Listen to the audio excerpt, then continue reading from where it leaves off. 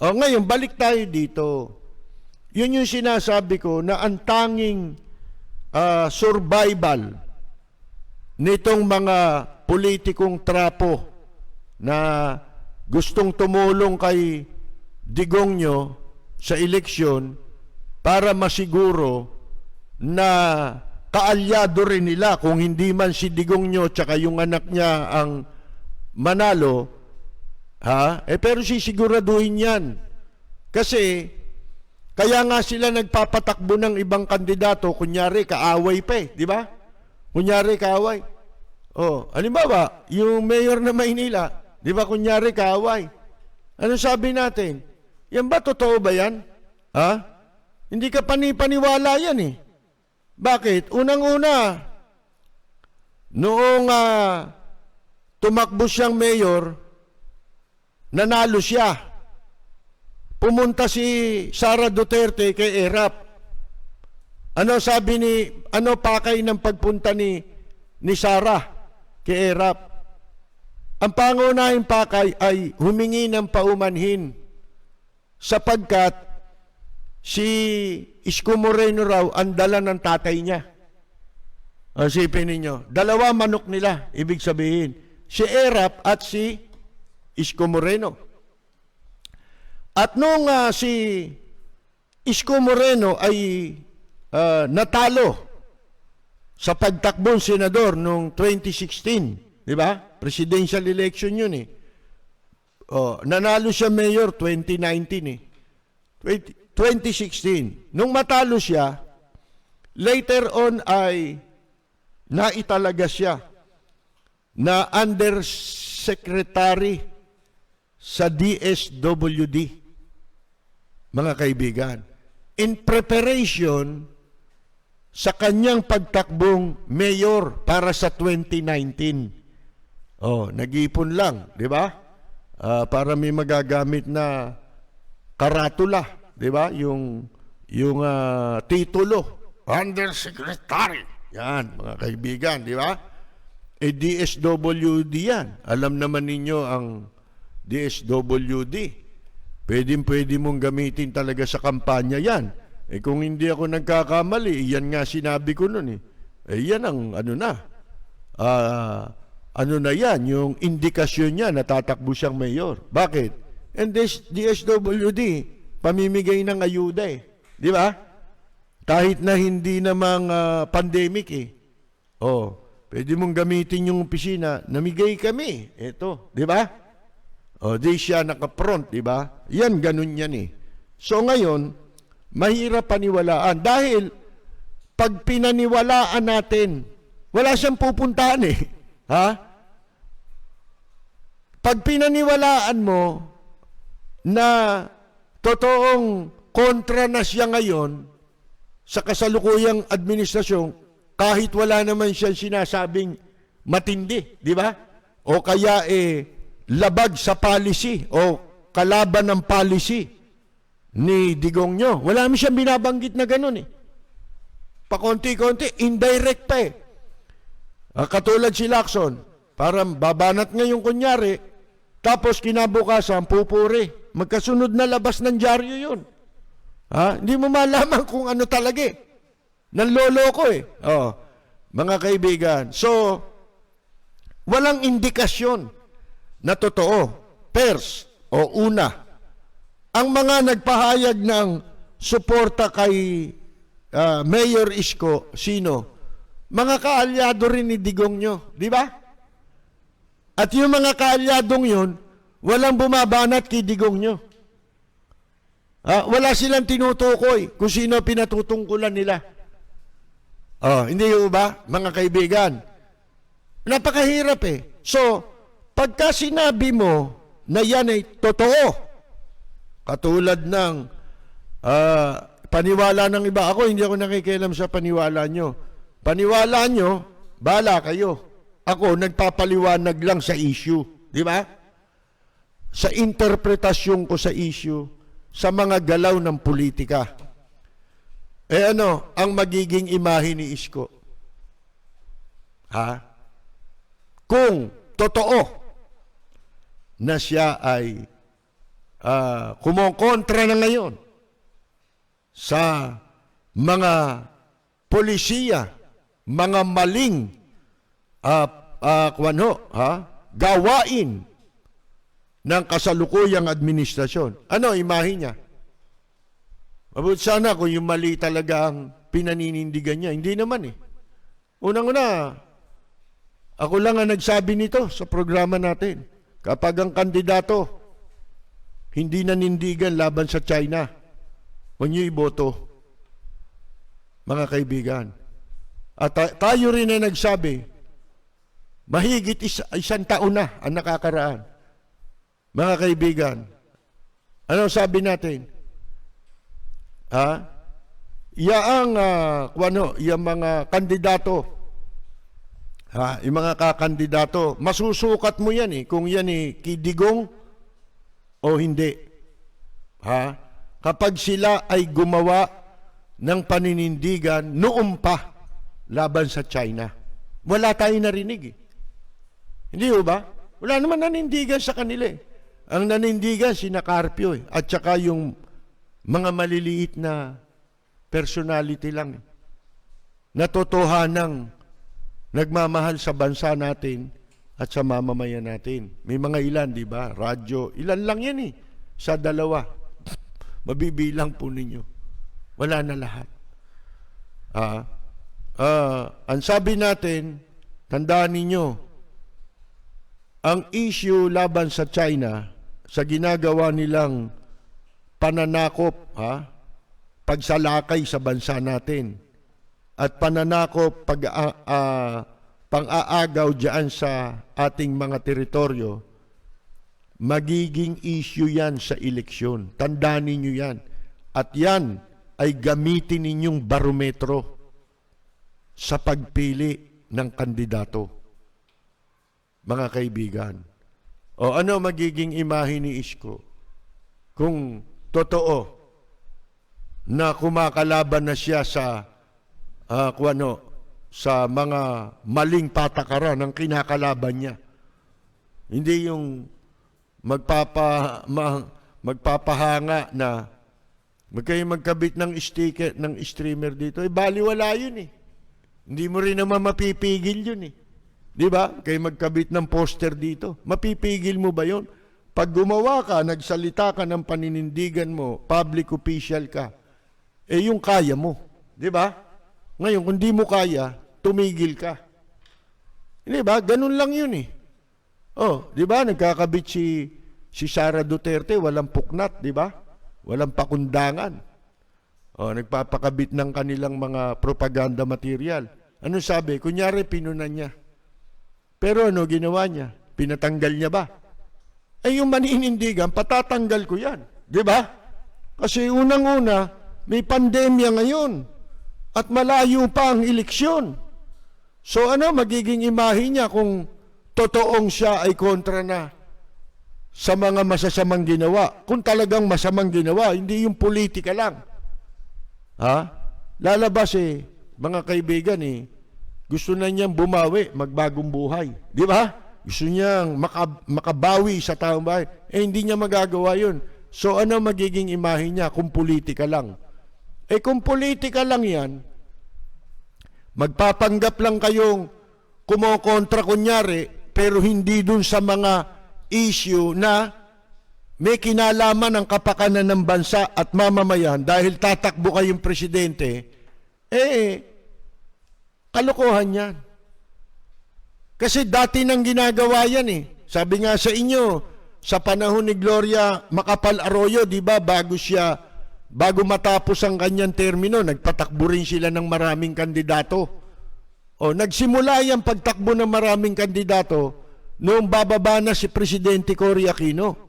Ang daming kumandidato. Nakita nila yung Kasi nung nakaupo si Presidente Cory Aquino, dumami partido noon, ang daming nagtayo ng partido dahil marami nagwalang hiya sa Liberal Party.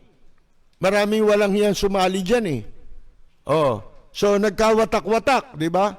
At saka yung Liberal Party, nabuhay lang ulit yan, nagkaroon lang ulit ng mga tao yan nung nakaupo na si Presidente Cory Aquino. Kasi isang tao na lang ang naninindigan dyan nung araw eh. Senador Eva Estrada Calao. Siya na lang. Eh nung matapos na, bumalik dito yung mga nagsipagtago sa Amerika, akalain nyo patalsikin si Eva Estrada Calao at sila pumalit, binuhay yung Liberal Party, hindi siya isinama, pinatalsik pa siya. Oh, di ba, may PDP laban na nun, may kung ano-ano na. Nag-usbungan na yan. Pero ang talagang partido nun, yung Unido ni Doy Laurel. Oh, nung snap election. Ngayon, andun na tayo. Ano imahe ngayon ni Isko? Ibig sabihin, yung pag-divide ng mga kandidato, isa lang ang hangarin yan. Bawasan yung boto ng tunay na oposisyon. Kung ang gagawin nila yung ginawa ni Doy Laurel na isa-sacrifice ang kanilang sarili, isipin mo si Laurel ay napakatandang politiko niyan. Ang pamilya niya, naging presidente yung tatay nila, di ba? Oh, mga kaibigan. Napakahaba ng kanilang kasaysayan sa politika. Pero yun ay isinakripisyo lahat ni Doy Laurel, pati pansariling interest niya na matagal niyang pinaghandaan. Kung ganun ang klase ng mga tumatakbong ito, magpapaubaya halimbawa, saan sila nagpaubaya?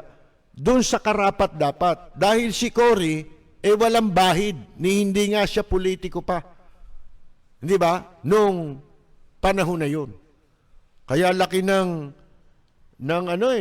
magkaroon ng EDSA. Hindi nga nanalo si Cory sa eleksyon, pero hindi nagpabaya ang taong bayan. At ang tadhana ay nakialam. Gumawa ng paraan ng tadhana. Ginamit yung kademonyuhan ng iba na pagtatangkang ikudeta si Marcos, di ba? Patalsikin si Marcos sa pwesto para maagaw nila yung kapangyarihan.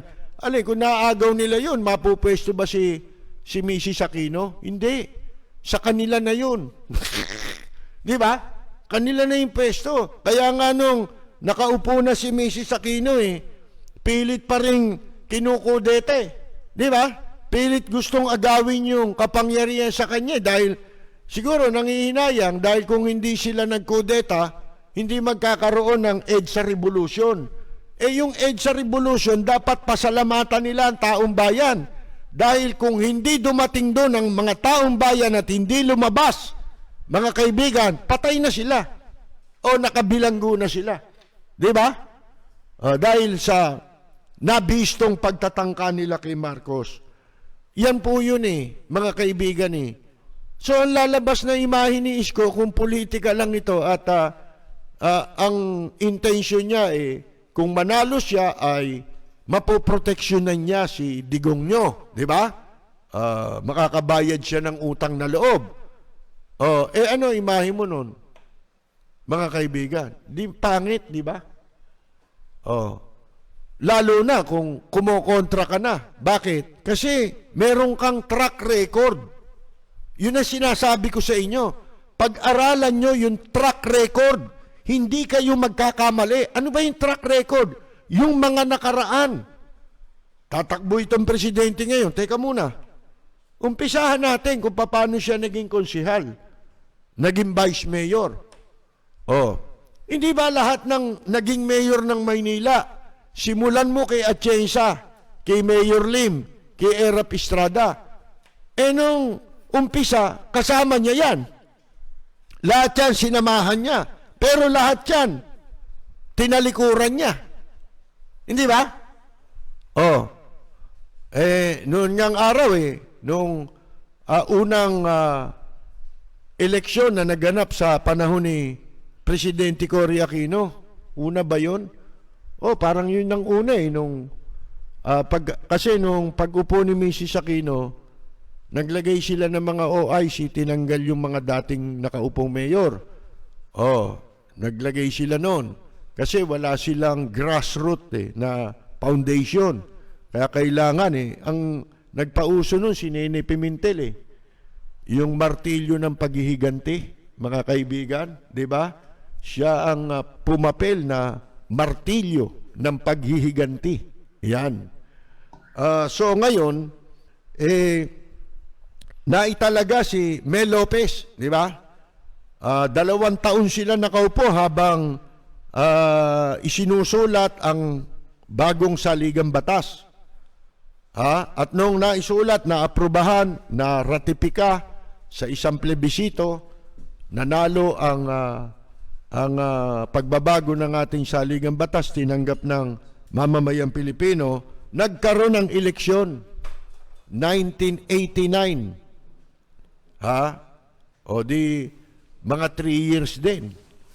89 ba o 88? Di ko matandaan eh. Basta hindi maglalayo yun. 86 nakaupo si Macy Aquino eh. So ngayon, ang pagkatapos nung maisulat ang saligang batas at maratipika, ay nagkaroon tayo ng eleksyon. Doon, napanood ko sa isang forum, nandun ako eh, sa Manila Hotel, yung kapihan sa Maynila. 1988 or 89 yan, na naging panauhin yung mga kandidato sa Maynila. Sino-sino? Kaya Atienza pa nga ako nun eh. Di ba? Atienza, o yung incumbent, o yung OIC nun, si dating Mayor Mel Lopez. Nagkaharap-harap sila ron. Andun din si dating Senador Eva Estrada Calao. Mga kaibigan. Pagkatapos ng forum, dun sa forum na yon, yung binabanatan ni Atienza pati si Eva Estrada Calao. Paglabas nila, narinig ko sabi nila Mel Lopez, gago pala ito eh. Ano nung pinagsasabi nito si Atienza ito? Nagalit sila kay Atienza. Mga kaibigan, pati ito si Eva Estrada. Hindi lang, sabi ni Eva Estrada, walang utang na loob ito. Bakit? Kasi hindi makikilala si Atienza kung hindi kay Eva Estrada Calao. Diyan siya nanghihingi dati. Mga kaibigan, yan ang tumulong sa kanya, nagbihis sa kanya sa politika eh. Pagkatapos doon, kung ano sinasabi niya labang kay dating Senadora Eva Estrada Calao. Madalit sabi, yung kasaysayan ng tao, katulad si Atienza, walang utang na loob yan, di ba?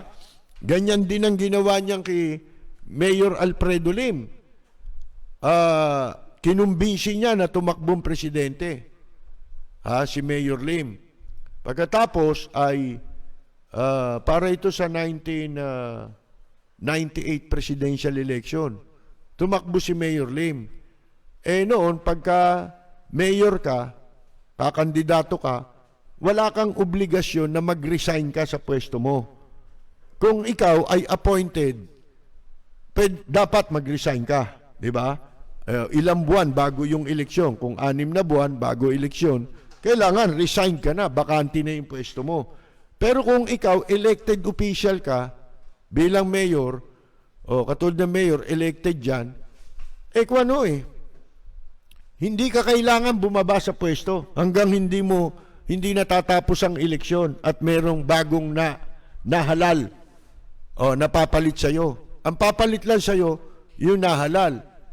Pero nung tumakbo si Mayor Lim na presidente, inudyukan niya ng inuto. Di kumakampanya na si Mayor Lim na presidente. Ano ginawa ni Atienza? Pumunta kay Mayor Lim kasama buong pamilya. At nag-iiyak, yung practically umiiyak. Halos tumulo ang uhog nilang pamilya para magmakaawa kay Mayor Lim na i-relinquish o isalin sa kanya yung pagiging mayor. Magdeklara si Mayor Lim na, iwan ko na ito at ito'y pinapasa ko na kay Atienza. Yun, mga kaibigan. Akalain ninyo bumigay si Mayor Lim dahil sa awa para magamit ni Atienza yung ang pakay ni Atienza, magamit niya yung titulong siya ang acting mayor para malamangan niya yung mga kalaban niya, di ba? Siyempre, hindi na iisipin ni Mayor Lim yung problema sa Maynila dahil national na yung campaign niya, di ba? Na tumatakbo na siya, umiikot na siya sa buong Pilipinas mga kaibigan So, pinagbigyan ni Mayor Lim yan. Ano nangyari pagkatapos ng eleksyon? Di ba natalo si Mayor Lim na presidente? Ano ginawa ni Atienza? Pag-upo ni Atienza. Kasi pagkatapos ng eleksyon, umalis si Mayor Lim, nagpunta ng Amerika. Pagkatapos ng eleksyon, na habang nasa Amerika si Mayor Lim, eto si Atienza, pinagtatanggal yung mga tao ni Mayor Lim. Mga kaibigan, ano tawag mo ron? Kaya, nung nagsipagtawagan kay Mayor Lim, yung kanyang mga tao, siniba kami ni Atienza. Lahat, walang tinira. Ano ginawa ni Mayor Lim? Imbes na nagpapahinga sa Amerika, umuwi dito. Mag-isa pumunta sa City Hall. Para murahin si Atienza. Napakawalang yamo pala Binigay ko nga sa iyo yung trono pagkatapos yan ang gagawin mo rin sa mga tao. Isipin mo, tinanggalan ng trabaho yung mga tao. Yan.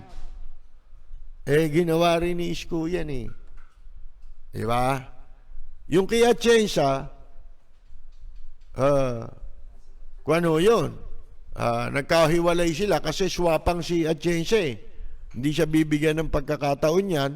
Konsihal pa lang siya nun sabihin nagkahiwalay sila ng landas. Ganon din kay Mayor Lim. Nung paimbestigahan ni Mayor Lim yung mga kaso. May kaso Di ba? May plunder, merong ghost employee, di ba? Merong anomalya sa bigas. Ito'y base sa record ng COA. Walang preno kung bumatikos. Malalim at makatwirang komentaryo. Mag-ingat ang mga politikong gumagawa ng kalokohan at baka kayo ay tamaan ng Rapid Fire! Yun nga, kung ang option na lang nilang lahat, hindi, mahirap paniwalaan Kailan kayo kukontra? Ngayon, eleksyon. Nasaan kayo? Ang dami nang nilabas na COA report Hindi lang naman ngayon Ang kagimbal-gimbal o kahambal-hambal, mga kaibigan, ngayon. Talagang ang katiwalian ay alaberde kung tawagin. Walang habas, walang patumangga, walang konsiderasyon. Pati sa batas, di ba? Hindi kinukonsidera ang batas. Nakakagulat ito, di ba? Walang ganitong pangyayari sa kasaysayan na lahat na lang sumasandok at iisa ang pattern. Ang pattern, walang dokumento, walang resibo. Bumibili ng pasador sa construction, kumpanya ng construction. Di ba? Bumibili ng gadget sa kumpanya ng construction. PPA nagpapatayo ng swimming pool. Wala naman silang mandate na magtayo ng swimming pool. Mga kaibigan, isipin ninyo yan. Ngayon lang yan. Pero kung babalikan ninyo itong ilang nakaraang taon, yan. At ito, magugulat kayo.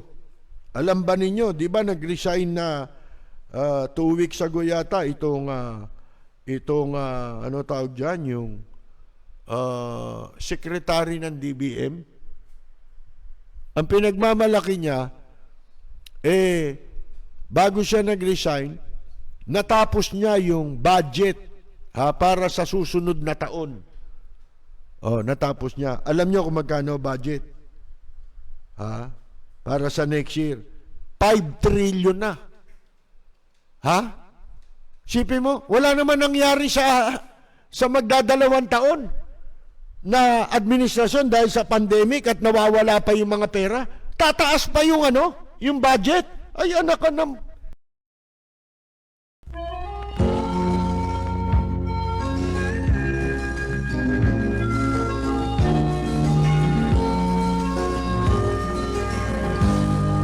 Sa bayan ko ay isa ang lahi. Dito'y wala ang pagkukunwari. Hindi padagaig, sadyang kilala sa daigdig. May pagkakaisa sa bawat nais. Ay tunay dito sa bayan ko. Dito Ito po si Percy Lapid. mo ang sangkaibigan. Maraming salamat at magandang gabi, Francisco Duque.